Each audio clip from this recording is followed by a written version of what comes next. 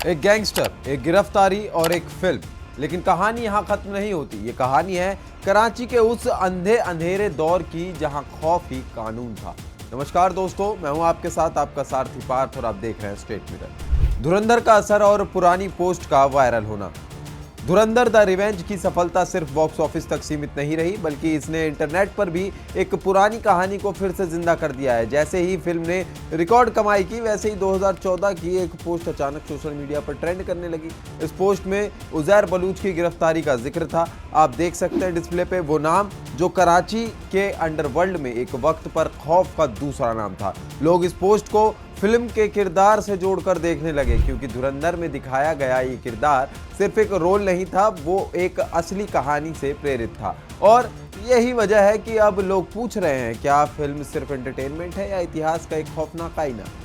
उजैर बलूच कराची का सबसे खतरनाक चेहरा। उजैर बलूच का नाम कराची के लयारी इलाके में किसी फिल्मी विलन से कम नहीं था, बल्कि उससे कहीं ज्यादा खतरनाक। लयारी गैंग का सरगना बनाने के बाद उसने इलाके में अपनी पकड़ इतनी मजबूत कर ली कि कानून तक कई बार असहाय नजर आता था। 2012 में अपने प्रतिद्वंदी रहमान डकैत की मौत के बाद उसने गैंग की कमान संभाली और अपने नेटवर्क को फैलाया। फिरौती के लिए अपहरण, वसूली और गैंग वॉर, ये सब उसकी दुनिया का हिस्सा बन गए।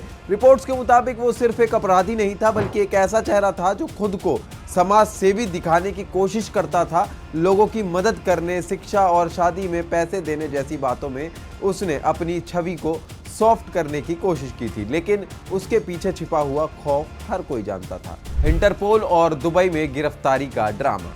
29 दिसंबर 2014 एक तारीख जो इस कहानी में एक बड़ा मोड़ लेकर आई। उजैर बलूच को इंटरपोल ने दुबई एयरपोर्ट पर गिरफ्तार किया। खबरों के मुताबिक वह मस्कट से दुबई जा रहा था और उसने ईरानी पासपोर्ट का इस्तेमाल किया था। फिल्म में भी यही दिखाया गया है। नाम बदलकर अब्दुल गनी। पाकिस्तान सरकार पहले ही उसके खिलाफ सख्त हो चुकी थी और उसके ऊपर भारी इनाम घोषित कर दिया गया था। इंटरपोल का रेड वारंट पहले से ही जारी था और आखिरकार वो कानून के शिकंजे में आ गया। इस गिरफ्तारी ने सिर्फ पाकिस्तान ही नहीं बल्कि पूरे इंटरनेशनल अंडरवर्ल्ड में हलचल मचा दी, क्योंकि ये सिर्फ एक गिरफ्तारी नहीं थी, बल्कि उस पूरे नेटवर्क पर एक बड़ा प्रहार था जिसने सालों तक कराची में डर का राज चलाया था। कराची की सड़कों पर खौफ और गैंग वॉर की कहानी। लयारी सिर्फ एक इलाका नहीं था, बल्कि एक ऐसा युद्ध क्षेत्र बन चुका था जहां हर गली, हर मोड़, हर डर का साया था। फिरौती, अपहरण और डकैती जैसी घटनाएं आम हो चुकी थी। व्यापारियों से लेकर आम लोगों तक हर कोई इस खौफ के साए में जी रहा था।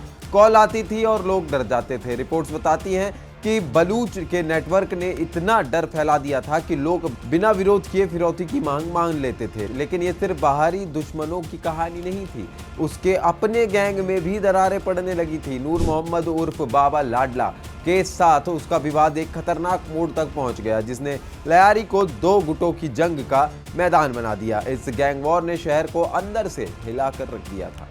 राजनीति, ताकत और पतन की कहानी। उजैर बलूच सिर्फ एक गैंगस्टर नहीं रहा, उसने धीरे धीरे राजनीति में भी अपनी पकड़ बनाने की कोशिश की।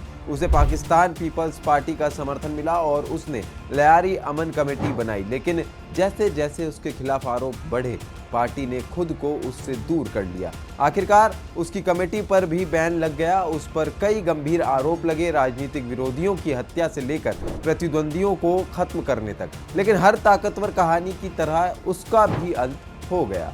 गिरफ्तारी के साथ ये कहानी सिर्फ एक अपराधी की नहीं, बल्कि उस सिस्टम की भी है जहां अपराध, राजनीति और समाज तीनों एक दूसरे में उलझे हुए नजर आते हैं। और शायद यही वजह है कि धुरंधर जैसी फिल्में सिर्फ फिल्म नहीं बल्कि एक सच्चाई का आईना बन जाती हैं। हमारी ये खबर आपको कैसी लगी हमें कमेंट में ज़रूर बताएं और ऐसी तमाम जानकारी के लिए बने रहिए स्टेट मिरर के साथ।